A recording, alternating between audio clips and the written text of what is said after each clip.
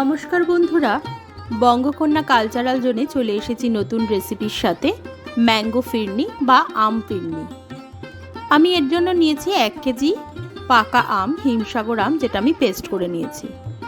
আর নিয়েছি বাসমতি চাল 100 গ্রাম মতো, যেটা আপনারা অবশ্যই 1 থেকে 1.5 ঘন্টা কিন্তু ভিজিয়ে রাখবেন, না হলে এটার পেস্ট করলে যে টেক্সচারটা দরকার চালের সেটা কিন্তু আসবে না। সেই জন্য 1 থেকে 1.5 ঘন্টা বা 2 ঘন্টা ভিজিয়ে রাখলে ভালো হয়। আপনারা বাসমতি চাল ভিজিয়ে রাখবেন। এই বাসমতি চালটা আমি প্রথমে মিক্সিতে ভালো করে ঘুরিয়ে নিচ্ছি।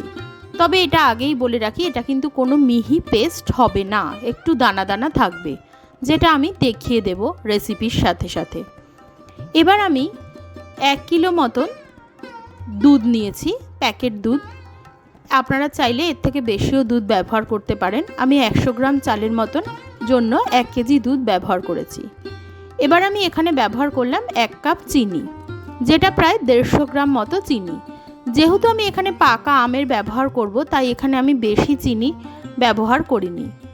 দেখুন, আমি এখানে চালের যে পেস্টটা করেছিলাম সেটা আপনাদের দেখিয়ে দিচ্ছি। আপনারা নিশ্চয়ই দেখে বুঝতে পারছেন আমি কিন্তু চালটাকে মিহিভাবে পেস্ট করে নিইনি। চালটা বেশ দানা দানা মতোই রয়েছে, কারণ ফিরনিতে কিন্তু চালের পুরো মিহি পেস্ট ব্যবহার হয় না। প্রথমে আমি চালটা ওখানে দিয়ে দিলাম। চিনিটা যখন মেল্ট হয়ে যাবে দুধের সাথে, তারপরে আপনারা যে 100 গ্রাম বাসমতি চালটা ভিজিয়ে রেখে গুঁড়ো করবেন, সেই চালটা দুধের সাথে মিলিয়ে দিতে হবে।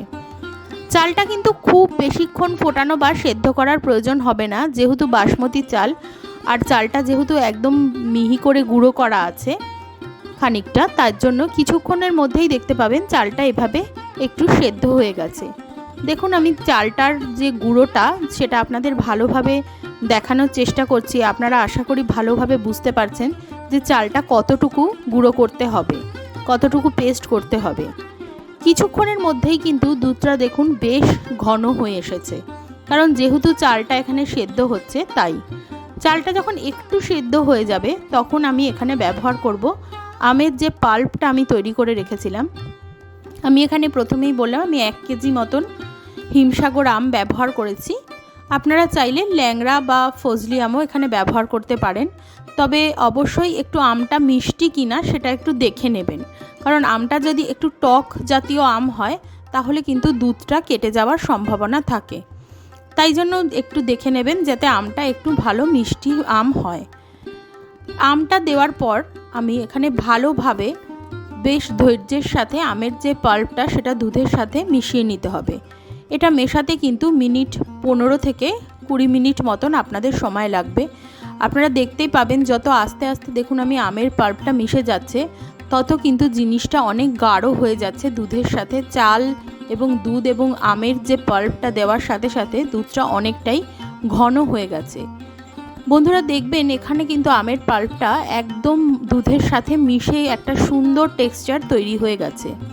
মোটামুটি আমাদের ফিরনি কিন্তু প্রায় রেডি হয়ে গেছে।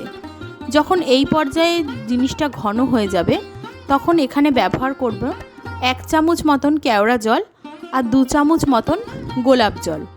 1 চামচ কেওড়া জল আর 2 চামচ গোলাপ জল ব্যবহার করলেই এখানে যথেষ্ট। এই গোলাপ জল এবং কেওড়া জলটা ব্যবহার করার পর আমি আবার এটা ভালোভাবে নাড়িয়ে এই কেওড়া জল আর গোলাপ জলের এসেন্সটা যাতে ফিরনির মধ্যে ভালোভাবে চলে যায় তার জন্য এটা আমি মিশিয়ে নেব। আপনারা চাইলে এরকম একটা বড় পাত্রের মধ্যেও ফিরনিটাকে দিয়ে কিন্তু সেট করে নিতে পারেন।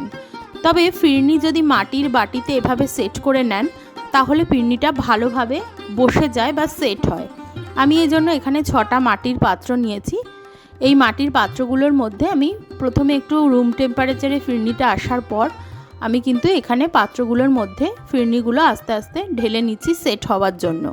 এই ফিরনিগুলো আপনারা পাত্রতে ঢেলে নেওয়ার পরে যে ড্রাই ফ্রুটসগুলো আমি ব্যবহার করব সেগুলো ব্যবহার করার পর 3 থেকে 4 ঘন্টা মতন ফ্রিজে রেখে কিন্তু এটা ব্যবহার করবেন। এটা একটা খুব ডেজার্ট ভালো আইটেম। আমি ফিরনিগুলো দেখুন বাটিতে দিয়ে দেওয়ার পরে এখানে ব্যবহার করছি কাজুর কুচি।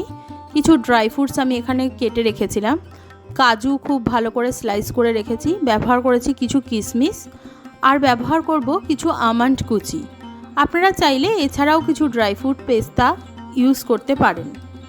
এই সমস্ত ড্রাই ফ্রুটসগুলো ব্যবহার করার পরে ফ্রিজে রেখে দিলে 3-4 ঘন্টার মধ্যেই কিন্তু তৈরি হয়ে যাবে একটি দারুণ রেসিপি আম ফিরনি বা ম্যাঙ্গো ফিরনি।